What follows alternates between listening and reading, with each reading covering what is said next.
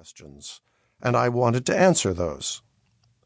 In those days, most of the frail bridges between China and the world had been swept away. I thought they needed to be rebuilt. Here in the 21st century, two remain still to be built.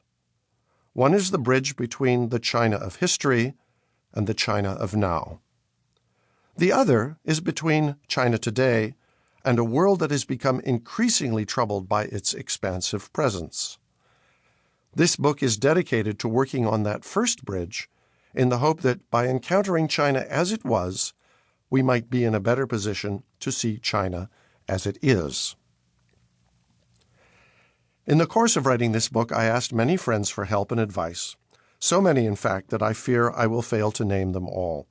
So if you answered queries from me but do not see yourself in this thank you list, Robert Bickers, Jérôme Bourgon, Liam Brocky, Timothy Cheek, Cho Young-hun, Nicola Di Cosmo, Jun Fang, Monica Green, Beth Haddon, Robert Himes, Adam Izdebski, Diana Larry, Nicholas Standert, Neil Stenseth, Richard Unger, Paul Van Dyke, and Don Wyatt, please do not be offended.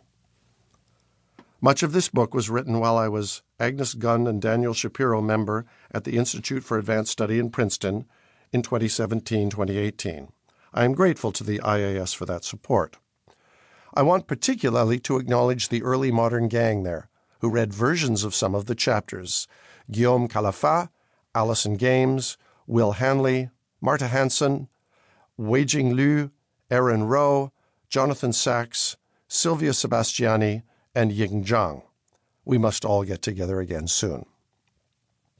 Subsequently, in Paris, I was given the opportunity to present 4 chapters in seminars at the École Normale Supérieure and the École des Hautes Études en Sciences Sociales in April 2019, for which I thank Charlotte Guichard and Antonella Romano. I wish also to acknowledge that some of the research for this book was supported by grants from the Social Sciences and Humanities Research Council of Canada. In the background of the whole venture stands my agent, Beverly Slopin. We have worked together for over a quarter of a century, and I can't imagine how I would have got through the long writing process had she not supported me with her characteristic blend of encouragement and realism, always reminding me for whom I should be writing. For her warm support through the Herculean task of producing this book, I am forever grateful to Penny Daniel at Profile. For his enthusiasm to publish the book on my side of the Atlantic, I am grateful to Jonathan Jao at HarperCollins. If the book reads well, the credit goes to my editor. George Shiposh worked with me on a near-daily basis through the summer of 2018 to make the text better than it was. He did the work of a poet, as I expected he would. For help with the writing and thinking and everything else, thank you, Faye. Introduction. 10,000 Countries. Vancouver, 2019.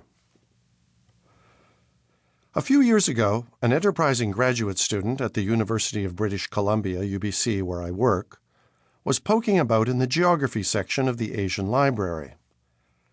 There, folded neatly inside a 20th century pasteboard slipcase, he found a Chinese wall map from the Ming dynasty, 1368 to 1644. When unfolded, the map was impressively large, 4 feet wide and 4.5 from top to bottom. We can't say that the map was lost. It had a call number on the spine and an incomplete entry in the library catalog, and it sat there in the open stacks for anyone to pick it up. It's just that no one had. In its day, it was an ordinary object. You could have bought it for the price of a wok or maybe 2 pounds of high-grade Philippine tobacco. Today, it would fetch a shocking price, which is why when the student showed it to the librarian, she removed it from the open stacks and locked it in the rare books room. The map has the classic look of a Ming dynasty production.